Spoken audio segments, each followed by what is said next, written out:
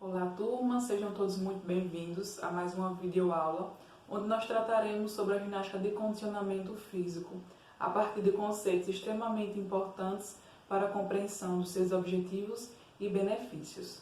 Mas, antes de nos aprofundarmos nesses conceitos, vamos retomar um pouco sobre a compreensão de ginástica de condicionamento físico. Então, nós vimos na aula anterior que a ginástica de condicionamento físico, ela tem como base a calistenia, e que ela parte do princípio de que é necessário haver a interação entre as valências físicas, também conhecida como capacidades físicas, para que assim haja um melhor funcionamento músculo-esquelético e metabólico do organismo, além de objetivar a mudança da composição corporal no sentido de diminuir a massa gorda e aumentar a massa muscular, também conhecida como massa magra. Então, a primeira perguntinha de hoje diz respeito ao conceito de saúde. Então, para você, o que é saúde? Muitas vezes nós falamos sobre saúde, nós buscamos saúde, mas nós não temos fixo a compreensão sobre o que é realmente ter saúde. Associamos apenas a não estarmos sentindo sintomas, não estarmos sentindo sinais e não estarmos acometidos por alguma sensação de mal-estar, minimizando realmente o conceito. Mas a Organização Mundial da Saúde vem nos dizer que saúde é o mais completo bem-estar físico, mental e social, e não apenas a simples ausência de doenças. Então, esse conceito ele vem nos dizer que saúde abrange diversos aspectos e que não se reduz apenas à doença. Então, trazendo aqui de maneira didática para vocês, nós temos a saúde como a composição de um quebra-cabeça, onde cada aspecto desse vai formá-lo. Quando nós falamos de bem-estar físico, de saúde física, é estar bem com o nosso corpo. Mas para que nós possamos compreender esse conceito, é necessário compreender um pouquinho sobre a organização do nosso organismo. Então, como é formado o nosso organismo? De maneira simples, né? A primeira estrutura é a célula. Cada célula possui uma função. O conjunto de células vai formar o tecido. O conjunto de tecido vai formar o órgão. E o conjunto de órgãos vai formar os sistemas. E a inter-relação entre todas essas estruturas vai formar o nosso organismo. Quando nós falamos em saúde física, nós estamos dizendo que todas essas estruturas, o nosso organismo, está desenvolvendo as suas funções de maneira eficiente. Então, essa é a conceituação de saúde física. É realmente quando todas essas estruturas estão cumprindo as suas funções. Quando nós falamos de saúde social, é o bem-estar relacionado às relações que eu tenho com as pessoas, sejam os familiares, amigos, relacionamentos no sentido amoroso, enfim. Porque, trazendo um exemplo básico, se eu vivo em um ambiente onde brigas existem, onde a violência está acontecendo diariamente, consequentemente isso vai afetar a minha saúde, especialmente nesse aspecto social, mas que também vai interferir em outros aspectos, como o próximo, que é o mental ou psicológico. Então, esse aspecto está relacionado a satisfazer as necessidades de conhecimento externos, mas também de conhecimento interno, sobre nós mesmos. Então, nós estamos aí vivendo em uma sociedade onde as pessoas estão acometidas por inúmeras doenças que afetam especificamente esse aspecto mental, desde quadros de ansiedade mínimas até depressões intensas, transtornos, enfim. E que com certeza esse aspecto também influencia nos demais aspectos. E por fim nós temos o aspecto espiritual, que está relacionado à aquisição de valores, ao sentido que nós damos à vida e toda essa questão da trajetória que nós escolhemos para seguir a fim de alcançar algum objetivo. Então, nós devemos realmente compreender a saúde como um grande quebra-cabeça, onde cada pecinha dessa aqui é extremamente importante para que nós possamos ter uma saúde positiva. E agora, nós falamos sobre saúde, vamos retomar um pouquinho a organização do nosso organismo, partindo especialmente a partir dessa estrutura que nós chamamos de tecido. Então, o nosso corpo ele é composto por 4 tecidos: tecido muscular, tecido conjuntivo, tecido epitelial e tecido nervoso.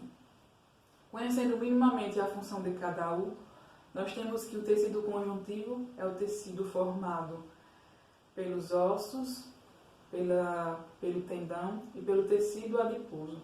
A sua principal função é a conexão de todos os outros tecidos e a sustentação. O tecido muscular é formado pelo tecido muscular cardíaco, liso e músculo esquelético. Então, o tecido muscular cardíaco envolve o coração, como o próprio nome já sugere, e a partir da sua função principal, que é a contração, permite o bombeamento de sangue do coração para todo o resto do corpo. O tecido liso ele envolve os órgãos e a partir da sua contração permite a movimentação e transporte de substâncias. E o tecido músculo esquelético envolve os ossos e permite a movimentação, a locomoção e a aquisição da postura.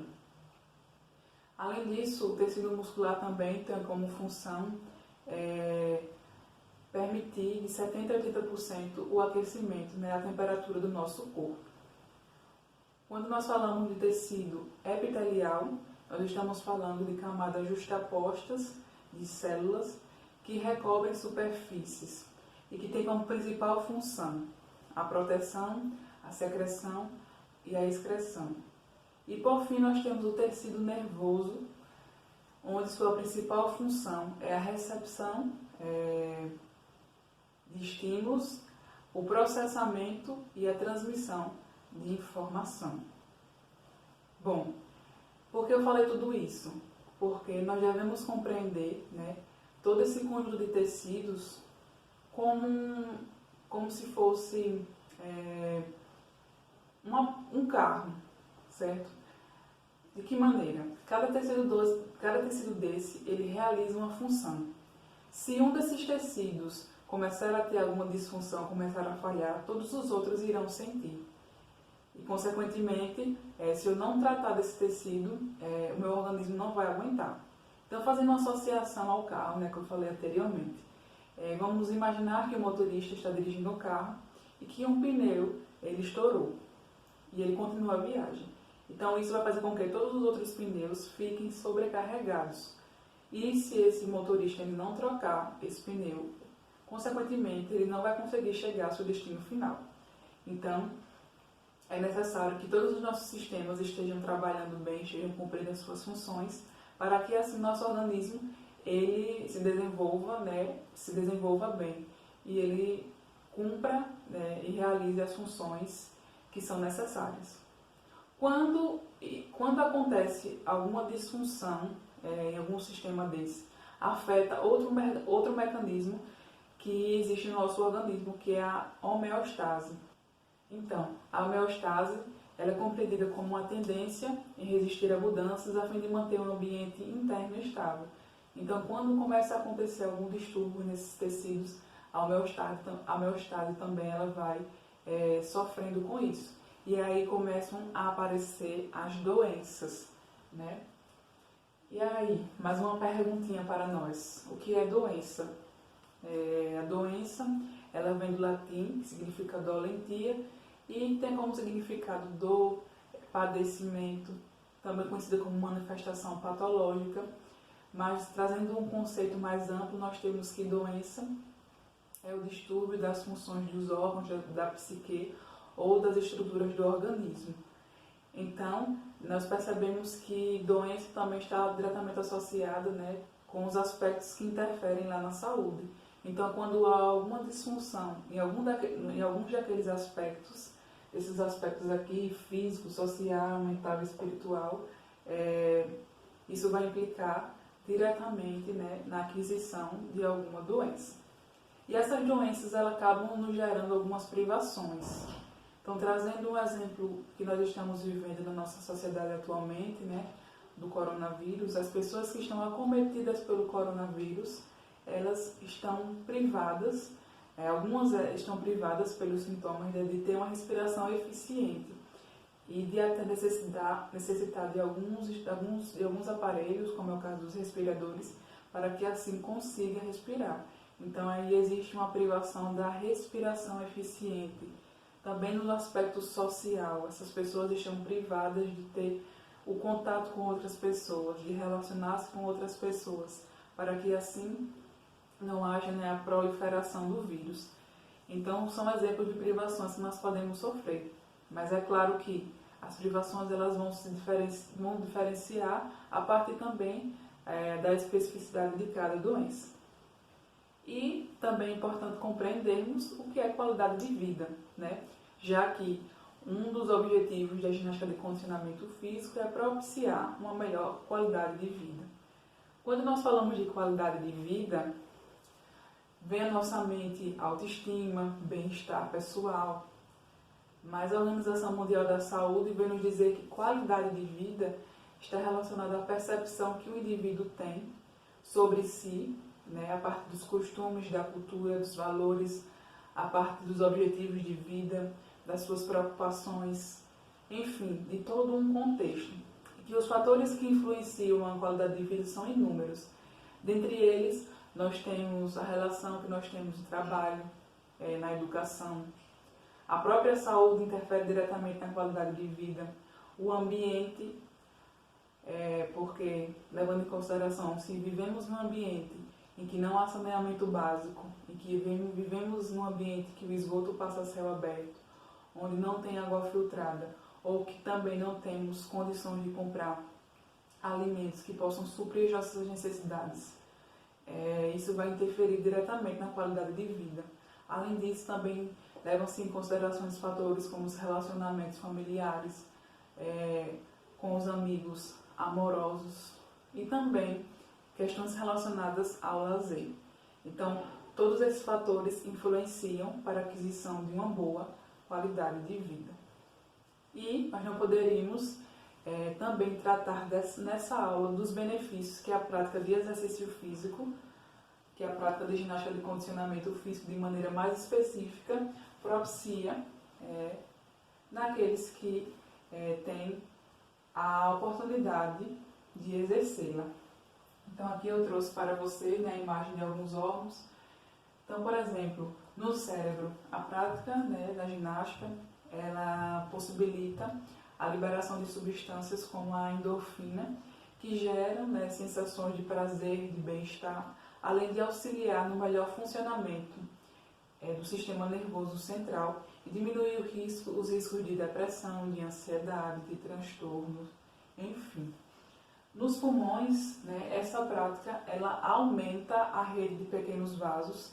Isso faz com que haja uma maior irrigação, uma maior vascularização dos alvéolos pulmonares, que são as estruturas que controlam, a troca de gases. Isso vai fazer com que também haja uma maior capacidade pulmonar, uma melhor percepção, uma melhor aquisição de oxigênio no pulmão. Quando nós estamos nos referindo ao coração, a prática vai possibilitar uma melhor vascularização. Isso quer dizer que vai ser maior a irrigação de sangue para o próprio coração. Isso vai fazer com que o coração trabalhe com menos esforço e que também diminua os riscos das doenças que interferem nas artérias coronarianas. Então, nós percebemos aí, quanto que essa prática é eficaz e eficiente para o nosso organismo, mas ainda não terminou, porque quando nós nos referimos aos músculos, há o aumento das fibras musculares, que são as células que constituem os músculos, e com isso também há um fortalecimento da massa muscular, há também uma maior flexibilidade e uma otimização das capacidades físicas. E por fim, quando nós falamos dos ossos, há uma proliferação das células que constituem os ossos, que são chamadas de osteoblastos, e a diminuição de riscos de doenças como osteoporose e diminui também o risco a fraturas. Então nós percebemos aqui quais são os benefícios que essa prática propicia, né?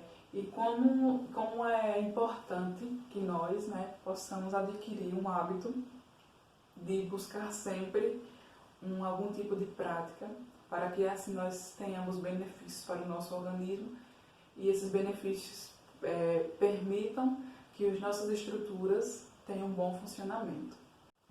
E assim finalizamos a nossa aula de hoje. Espero que vocês possam aproveitá-la bem. Assistam, façam as suas anotações, busquem mais sobre o conteúdo para que assim vocês possam complementá-lo. E finalizo desejando a todos excelentes estudos e pedindo a todos que também se cuidem para que logo mais possamos estar juntos. Fiquem sempre ligados aqui no canal, pois sempre postarei novas aulas, novos conteúdos sobre a temática. Até mais!